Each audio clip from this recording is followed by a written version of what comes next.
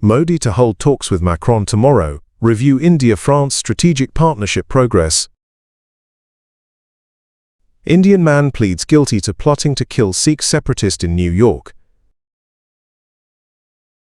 US conducts first air transport of nuclear microreactor in bid to show technology's viability.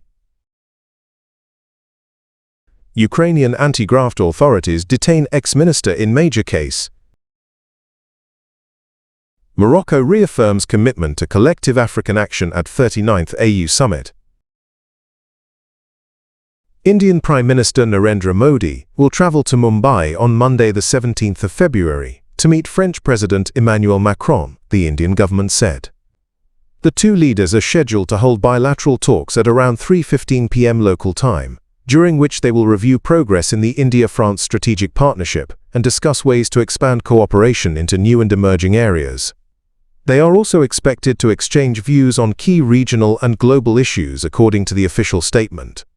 President Macron will be on an official visit to India from 17 to the 19th of February, at Modi's invitation.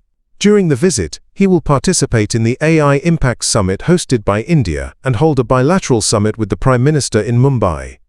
This will be Macron's fourth visit to India and his first visit to Mumbai.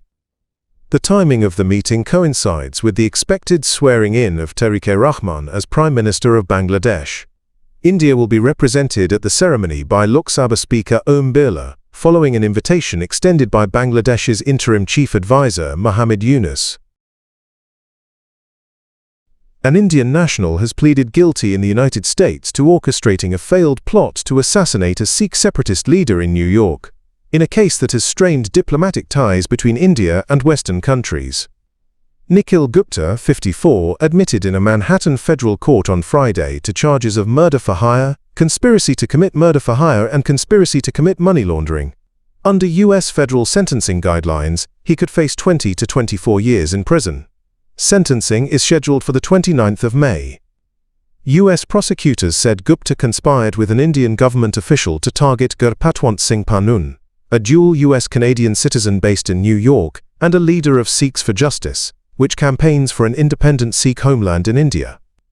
During his plea hearing before Sarah Netburn, Gupta acknowledged that he agreed to arrange the killing and paid $15,000 as an advance to someone he believed was a hitman. That individual was later revealed to be an undercover U.S. Drug Enforcement Administration officer. According to court documents, Gupta was recruited in 2023 by Vikas Yadav, who prosecutors say worked for India's Cabinet Secretariat, which oversees the country's Foreign Intelligence Service, the Research and Analysis Wing. The United States has, for the first time, airlifted a small nuclear reactor to demonstrate how nuclear power could be rapidly deployed for military and civilian use. The U.S. Department of Energy and the U.S. Department of Defense transported a microreactor on Sunday from California to Hill Air Force Base using a C-17 military cargo aircraft. The reactor, developed by Valar Atomics, was flown without nuclear fuel. Energy Secretary Chris Wright and Defense Under-Secretary Michael Duffy were aboard the aircraft and described the operation as a milestone for U.S. energy security and military logistics. Duffy said the test showed how nuclear power could be deployed when and where it is needed to support U.S. forces. The Trump administration has backed small nuclear reactors as part of a broader push to expand domestic energy production, including to meet rising electricity demand from defense needs and artificial intelligence. President Donald Trump signed executive orders last year aimed at accelerating nuclear development, and the Energy Department awarded grants in December to support small modular reactors. Supporters say microreactors could provide reliable power to remote or contested locations, reducing reliance on diesel generators. Critics, however, argue the technology is unproven and costly. Edwin Lyman of the Union of Concerned Scientists said microreactors would likely generate electricity at far higher costs than conventional nuclear plants or renewable sources and would still produce radioactive waste. Ukrainian anti-corruption authorities have detained a former energy minister as part of a major corruption investigation that last year triggered a political crisis at the highest levels of government. The National Anti-Corruption Bureau of Ukraine said on Sunday that its detectives arrested the former minister while he was attempting to cross Ukraine's border.